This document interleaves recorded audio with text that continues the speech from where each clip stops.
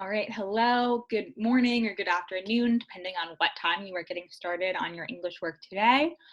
Today we're going to be continuing our work on that TWIST poetry analysis system. Hopefully you remember yesterday we took notes on what this acronym stands for. It's title, word choice, imagery, style, tone, and theme. So we took notes on that and we learned a little bit about what this process looks like. Today, we're actually going to be putting that process into practice. We're going to talk more about what that looks like in a second.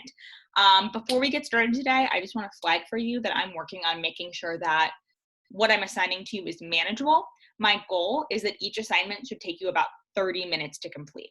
So if you're ever spending more than 30 minutes on an assignment, I would really appreciate it if you could text me or you could give me a call, for one thing, so I can help you through the rest of it. And for another thing, so I know that my assignment was too long, it was too challenging, and I need to make it a little bit more bite-sized for the future, because I want to make sure everybody in our class can get it done in around 30 minutes or less. All right. With that said, when I switch to your next slide, you're going to go ahead and pause the video, go back to your digital worksheet, and complete your Do Now. Your Do Now question for the day is just, what does it mean to paraphrase something? That was one of our vocab words from yesterday. You should be able to finish that in about a sentence. Pause this video, switch to your digital worksheet, complete that Do Now. All right, I'm glad you're back. You should have your Do Now complete in order to be on track at this point. Next, we can talk about our objective. So our objective for the day is I can complete the TW part of the TWIST analysis for Still I Rise by Maya Angelou. So we're starting with that TWIST process, but because we're trying to make sure the assignment is manageable, we're not hitting every single letter at once today. We're just doing the first two, just title and what is it all about. Okay, next slide. Our agenda, what do we have on our agenda for the day? The first thing is our Do Now. The second thing is you are watching this video. You're here, you're doing it, great job. Next, you're gonna work on the TW practice for Still I Rise by Maya Angelou. Then finally, you'll have an exit ticket. Okay, so the first thing that we're going to do today is I'm going to go through and model this TW part of the TWIST strategy for a different poem. So as we work through this TWIST strategy this week, we're going to be returning repeatedly back to this poem called Harlem by Langston Hughes. And what we're going to do with this poem is I'm going to show you what this TWIST analysis is going to look like, every single part of it with this Harlem poem. So today, just like you're doing the TW part for Still I Rise by Maya Angelou, I'm doing the TW part for Harlem by Langston Hughes, starting with the T. The T is title. So all I need to look at for my T analysis is just the title, which is Harlem. Then I have two questions that I need to answer. What do you think the title Harlem means? So I had to draw on my prior knowledge, but if you didn't have any prior knowledge about Harlem, you could have used the internet and Googled it. But I have some prior knowledge about Harlem. I know that Harlem is a place in New York. And I know what Harlem is mostly known for is having a lot of African-American artists who lived and worked there. In the 1900s. And it was a center of all of these African-American artists coming together, writing, painting, dancing, making music, doing all of that sort of stuff in this one place, Harlem. It was called the Black Renaissance, was taking place in Harlem. And so that's what comes to mind for me. And knowing Langston Hughes, I know that he writes a lot about the Black experience. So I think that the title Harlem is referring to the place in New York known for being home to African-American artists. And then my second question is, what do you predict this poem will be about? And my prediction is that this poem will have something to do with African-American artists, because I know that's what Harlem's known for. All right, at this point, I'd be done with my title analysis for Harlem. Halfway done, I finished my T. Now it's time to move on to my W in TWIST, which is what is it about? Next slide. All right, so on this slide, I have the poem again. We have this listening ear, so remember, your only job is to listen to what I'm saying. You don't have to worry about writing anything down. But this time I have a line number next to some of my lines.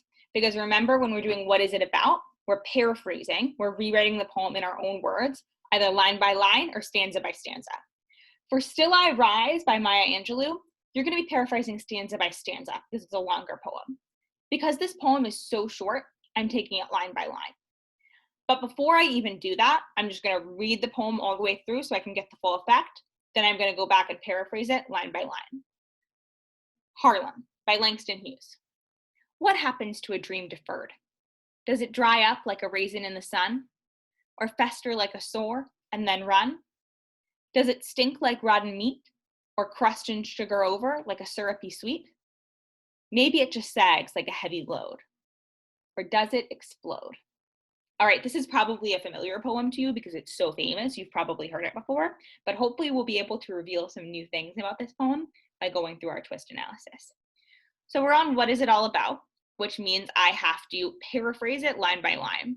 What I want to flag for you is I didn't go through and put a different line number next to every line just because I took some creative liberties with this poem. Because it breaks up the sentences into different lines, it just didn't really make sense to paraphrase line by line. We're doing every couple of lines, but same idea. So looking at our first line, we have what happens to a dream deferred. And remember this W section is also a good time to define any words you may not know.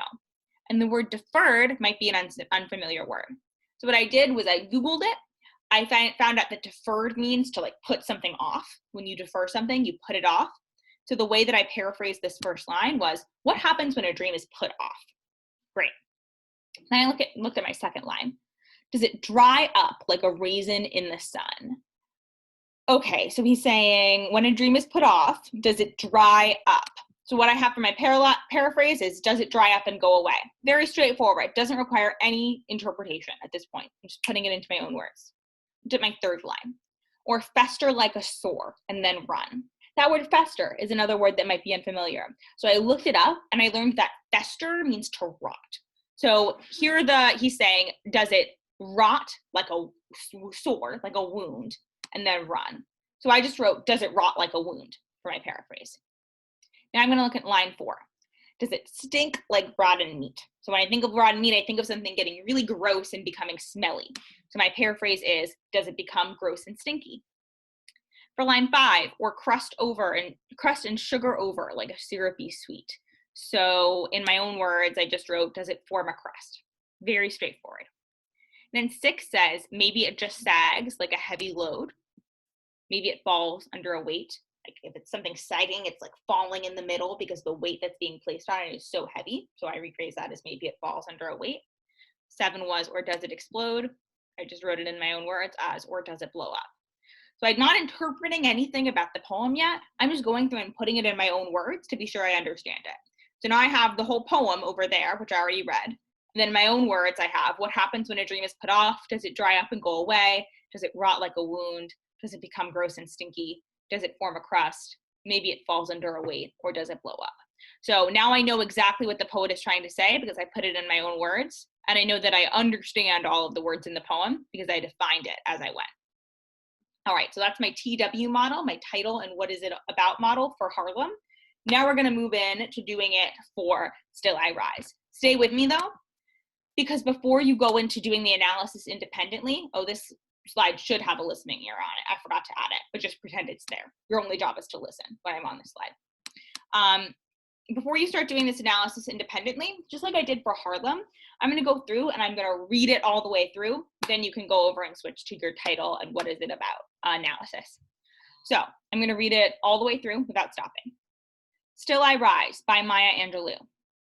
You may write me down in history with your bitter, twisted lies. You may trod me in the very dirt, but still, like dust, I'll rise.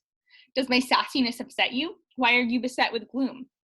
As I walk like I've got oil wells pumping in my living room. Just like moons and like suns, with the certainty of tides, just like hope springing high, still I'll rise. Did you want to see me broken, bowed head and lowered eyes, shoulders falling down like treetops, weakened by my soulful cries? Does my haughtiness offend you? Don't you take it awful hard, 'cause I laugh like I've got gold mines digging in my own backyard. You may shoot me with your words, you may cut me with your eyes, you may kill me with your hatefulness, but still, like air, I'll rise. Does my sexiness upset you? Does it come as a surprise that I dance like I've got diamonds at the meeting of my thighs? Out of the huts of history's shame, I rise. Up from a past that's rooted in pain, I rise. I'm a black ocean, leaping and wide, welling and swelling, I bear in the tide. Leaving behind nights of terror and fear, I rise into a daybreak that's wondrously clear. I rise, bringing the gifts that my ancestors gave. I am the dream and the hope of the slave. I rise, I rise, I rise. Okay. So now that we've read our poem all the way through, it's time for you to do your TW practice. So when I say go, I want you to pause this video, switch to that digital worksheet. You have 2 questions to answer for title. Then you're going to go through and do all of your paraphrases for what is it about for W. If you have any issues with this, please do not get frustrated. Please do not allow yourself to struggle.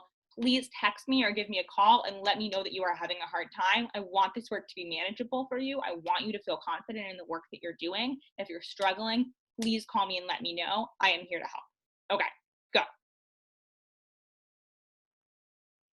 Okay, wonderful. You're back. You finished your TW practice. Excellent job. You are done with the bulk of the work for today. The only thing you have left to do is your exit ticket. So I just want you to, when this video ends, switch back to the digital worksheet. You have a little link to click. You can click on that link, answer the multiple choice questions that you see. Then you are done with your English work for the day. If you aren't confident in the work that you did, if you had to skip over anything because you weren't sure, please text me or give me a call so I can help you through it. Enjoy the rest of your day. I hope you all are doing well. Bye.